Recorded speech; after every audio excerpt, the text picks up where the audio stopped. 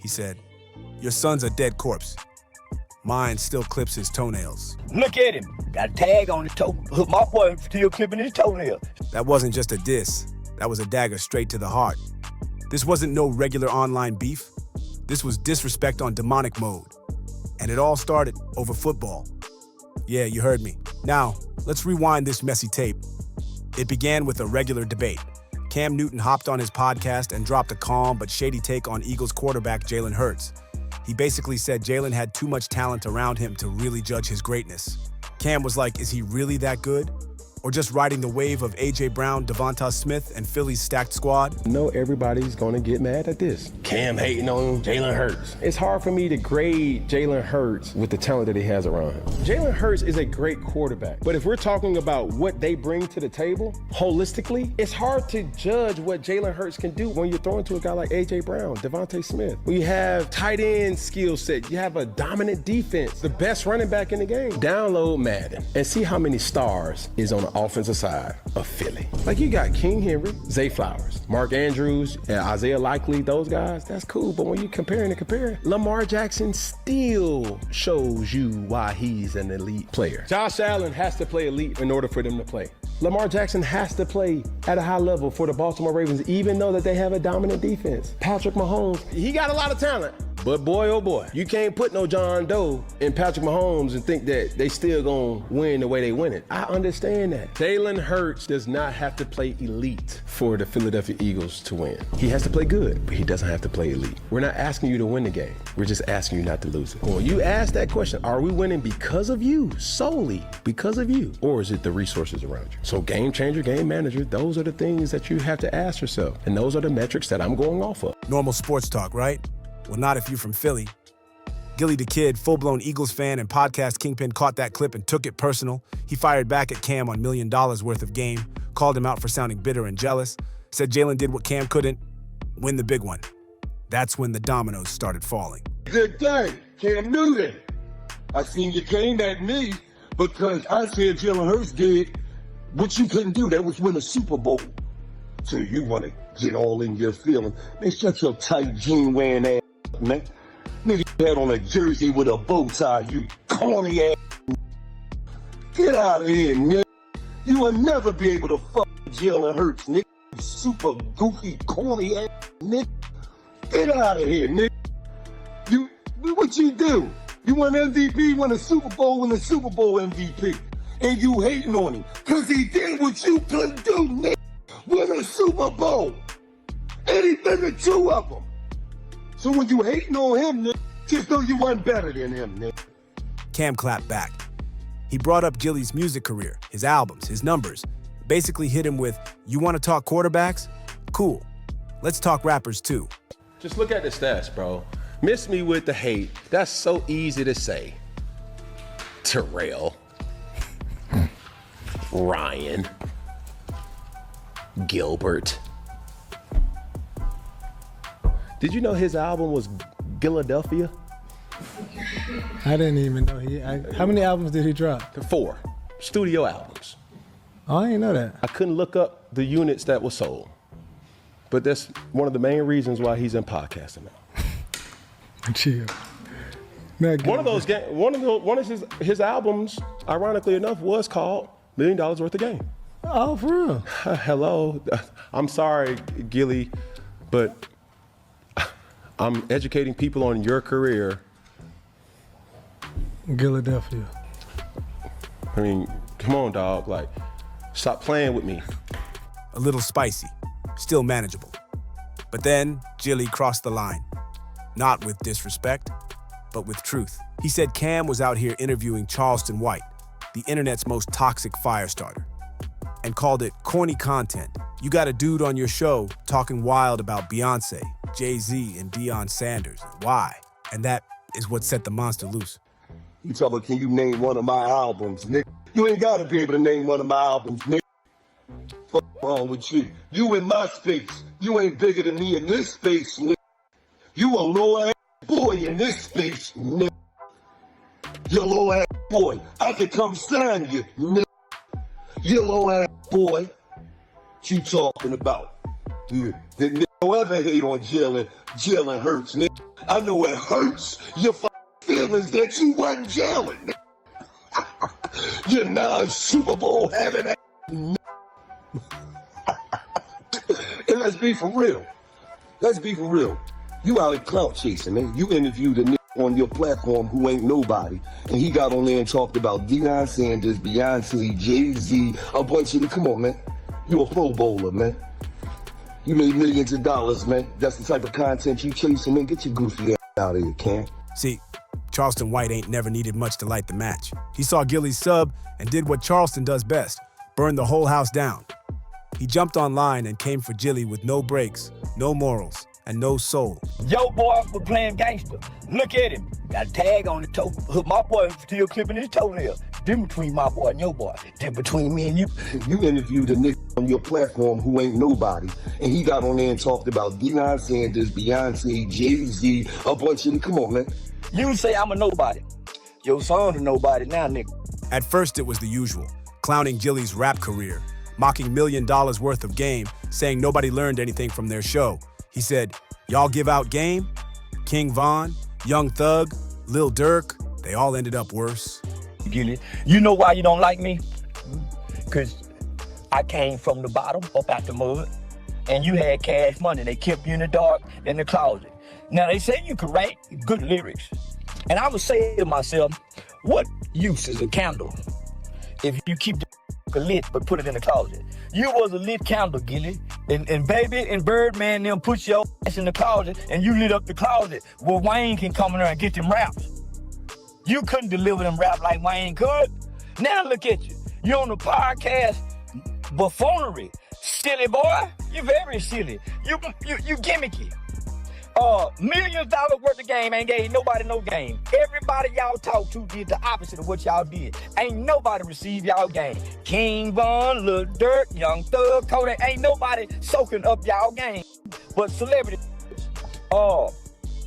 yeah, I still remember that look on your face, boy, when you came to the internet. Boy, I remember how them tears look rolling down your face with no hair on it. Yeah, I remember, I'm talking about, I remember, I remember.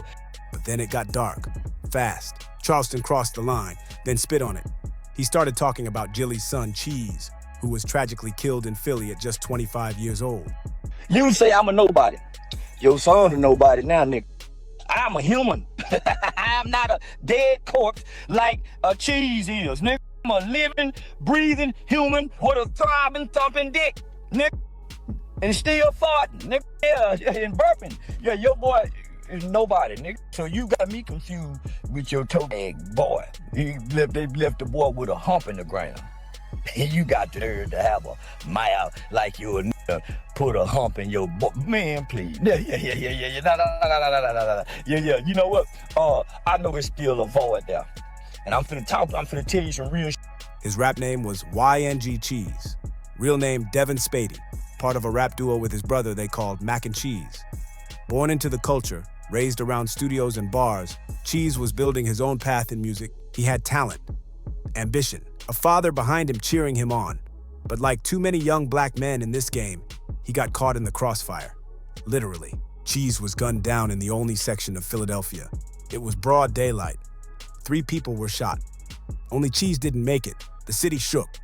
Not just because of who he was, Gillie's son, Philly's bloodline, but because we've seen this movie too many times. A young artist with potential, ripped from life before the world even got to hear his voice properly. At the time, Gillie was preparing for his birthday weekend. Celebs were flying in. Kevin Spady, known as Young Cheese, was gunned down in Alney. The rapper is the son of Gillie the Kid. 2 other people were shot as well. And Cheyenne, so many people are heartbroken over this. You spoke with loved ones tonight. Yeah, I did, Dawn, and it's hard to talk about this murder without mentioning hip-hop. Young Cheese was following in his father's footsteps, establishing himself as a rapper. So we spoke to the Philly music community, who's reminded again that something needs to change. What do I say to a friend that just lost his son, and he's a great father. This one hit home for well-known Philly producer Wiz Gam. He's close friends with Gillie the Kid and Unc to Young G's, who was murdered last night in Olney. While showing us some of his last text messages with his nephew, he realized he won't get another one again. That's why I would get those random texts from him of him saying, "Oh, I'm gonna get with you. I need you to hear this music." And that's what we discussed, because that was something he loved. Music not only connecting Cheese to his uncle, but also his father, Nasir Fard, better known as Gillie the Kid, a popular figure in Philly's hip-hop scene. His sons, like, since they were coming to the studio in Batcave, running around, we would play with them and wrestle and run around. So I seen them as children to grow into men, and then to have their own children. Gillie was definitely tapped into his family, and how he dealt with his children is incredible, and I'm very proud of him for that. Devin Spady, who goes by his stage name Young Cheese, was in a rap group with his brother Mac, making them Mac and Cheese. Community activist Talia Taylor says the hip-hop culture is partially to blame for this violence. Even with the rap murders, as beef going back and forth. But that's the way the wave is. That's the way our culture, the hip-hop culture is now. It's not real hip-hop. It's not real hip. It's just a whole murder scene. We gotta be more accountable. We gotta have accountability. We have to be accountable to and step up and teach our young men that what we learned is wrong. Gillie's father also co-hosts podcast $1 Million Worth of Game with motivator Wallow, trying to teach young people to stay out of the streets. The world we came from it's a lie. It's no way out of it if you stay in it. So the game that they're giving these kids and these young boys is very valuable because they have lived it. We're gonna lose a whole generation if this keeps happening. We're gonna lose a whole generation of black men. And while he knows his friend is hurting and will be for some time, I know he's gonna find something from this to use into what he's doing. Somehow, some way, I think his message is gonna become even stronger. There was supposed to be laughter, music, celebration. Instead, there was silence, pain, and a funeral full of white outfits and broken hearts. Everyone from Meek Mill to Wiz Gam to local OGs sent love. and as of now, no one has been arrested for this shooting. Now, next weekend, Gillie also was throwing a large party with other celebrities coming to town to celebrate his birthday. Now, we all know Gillie's contagious laugh. I just hope that one day we get to hear it again. I'm in the newsroom. Cheyenne Karen, Fox 29 News. All right, Cheyenne, thank you. It wasn't just about hip-hop. It was about a father burying his child. And Gillie? He never once played victim online. He mourned in silence. Until Charleston White turned his son's death into a punchline. Charleston didn't just throw dirt. He spit on the grave. He said, "I'm a living, breathing human. Your son, he's a corpse with a toe tag. I still clip my toenails. Your boy's 6 feet deep with a hump in the ground." It was the nastiest violation the internet had seen in a minute. No metaphors, no clever bars, just straight up inhumane. Gillie didn't respond with violence, but his pain showed. He went live, heated, hurt, and heartbroken, talking straight to the folks in the comments who were defending Charleston White. "You co-signing hate? You're a clown. Your baby mom getting clapped while your son's sleeping in the next room? And you worried about me?" It wasn't just about Charleston no more. It was about the culture. The sickness of laughing at death, clowning grief, praising trolls. Gillie reminded folks who he really is. Philly-bred, self-made, and most of all, a father who lost his son. But Charleston wouldn't stop. He doubled down, repeated the same disrespect over and over again. Even said, "I showed you compassion at first, but when I got mad, I said, fuck that nigga's son. It ain't my boy. Better him than mine." That's not rap beefing. That's not clout chasing. That's pure evil. But you know what I know, nigga? What's bothering you? You got a pain that won't go away. Oh man, they say it ain't nothing like a parent who have to bury a child. They say it's nothing like that pain. I ain't got that pain. You wake up with a pain I never have. Say, and I laugh like not in the beginning. I showed you some compassion because I was thinking, man, what if that was my boy? Thought that when I had compassion for you. But when I got mad at you, you know what I told you? I answered myself that question. Man, what if it was your boy? So, fuck that nigga son. It ain't my boy. Better heels than mine. I laugh like a mama. I came to be mean on it. You better your son than mine, my nigga. I promise. Yeah. Yeah. Better your boy than my nigga. But I had asked myself, man, what if that was your son, homie? You a snitch? I'm a snitch and nigga. I ain't the only thing I am, nigga. You think that define me? It don't put money, it don't stop money. You know I'm still pussy. Woody still pussy, T.I. still pussy. Being a snitch don't, nigga, it's only mean something to you. Nobody care at this age of life. Yeah, I know I don't. People online, even some of Charleston's usual fans, started turning on him. YouTube comments got flooded. Twitter lit up with cancel him calls. Even content creators who usually laugh at Charleston said, nah, this went too far. One said, a man with no parameters is dangerous. And Charleston, he got none. Another one said, he's like that drunk uncle who says wild things for laughs until he says something that makes your stomach turn. Still, Charleston didn't blink. Why? Because he ain't playing by any rules. He knows the internet loves chaos. He knows if he's hated by everybody, he's still being watched, and that's all he wants. So what happens next? Gilly got options. He can clap back harder. But why? He can ignore him. But is silence strength or surrender? Some voices said Gilly should invite him on the pod and put him in check on air. Others said, don't give that man a platform. Don't let him touch your brand. And then there's the street option, the one nobody really says out loud, but everybody thinks. But let's be honest, Gilly's smarter than that. He's a boss, he's a builder. And Cheese, may he rest in peace, wouldn't want his pops crashing out behind a clown. Still, Charleston ain't done. He'll take this beef to the grave if it keeps him trending. That's the scary part. It's not just about one man disrespecting another, it's about a culture rewarding it. Clicks over class, views over values, and the pain gets buried with the ones we lost. So now I want to know, do you think Charleston White crossed a line no one should ever cross?